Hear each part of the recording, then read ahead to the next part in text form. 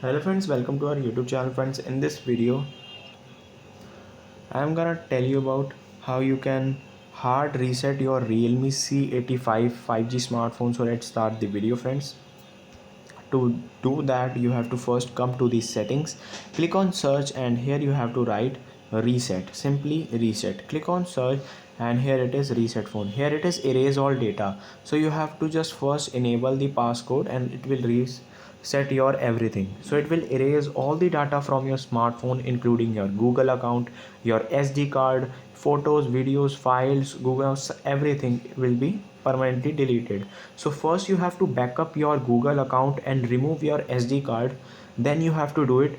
After pressing this erase all data, it will restart your device and it will erase all the data from your smartphone.